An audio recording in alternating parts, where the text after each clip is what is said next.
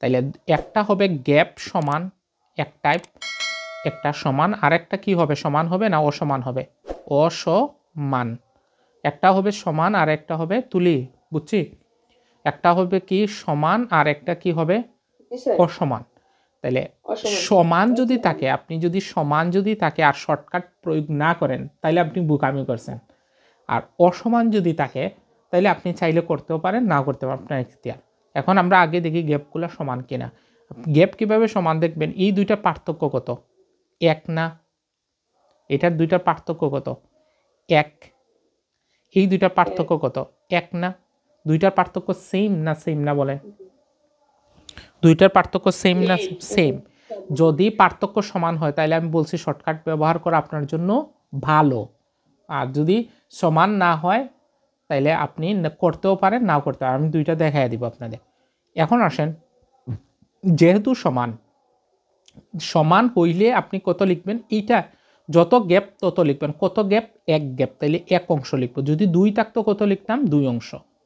তাহলে এক অংশ সমান কত বলেন, বুঝছি? দুই হইলে দুই অংশ, তিন হলে তিন অংশ। গ্যাপ কয় অংশ বলেন না, এক অংশ। কয় অংশ, এক অংশ।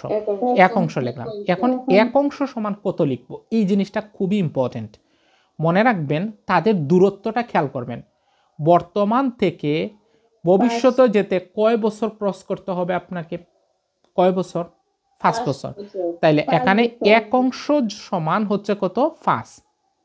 তাইলে মনে রাখবেন একটা জিনিস, আপনার কাজই হলো, এখানে যদি 3 অংশ থাকতো তাহলে আমরা লিখতাম 3 অংশ সমান এত, এক অংশ সমান এত। তার মানে আপনাকে, আপনার টার্গেটই হচ্ছে কয় অংশ বের করা, বলেন কয় অংশ বের করা, এক অংশ বের করা। আপনার কাজ কি বলেন, কয় অংশ বের করা, এক অংশ বের করা। এখন অলরেডি এখানে আপনাকে এক অংশ দিয়ে দেওয়া আছে, তার মানে অঙ্ক সহজ, আরো সহজ হলো। এখন আপনাকে কি বলছে, বর্তমানে তাদের বয়স, বলেন তো বর্তমানের অনুপাত কোনটা, এইটা না? উপরেরটা বর্তমানের অনুপাত। তাইলে হ্যাঁ, তাইলে 7 এক অংশ সমান এত, তাইলে 7 অংশ সমান কত হবে, এটা দিয়ে এটা পাস করলে 35, 35। আর এক অংশ সমান যদি 5 হয় তাইলে 2 অংশ সমান কত হবে, 10। তাইলে এটা হচ্ছে উত্তর। এত শেষ অঙ্ক। তাইলে সহজ হইল না বলেন?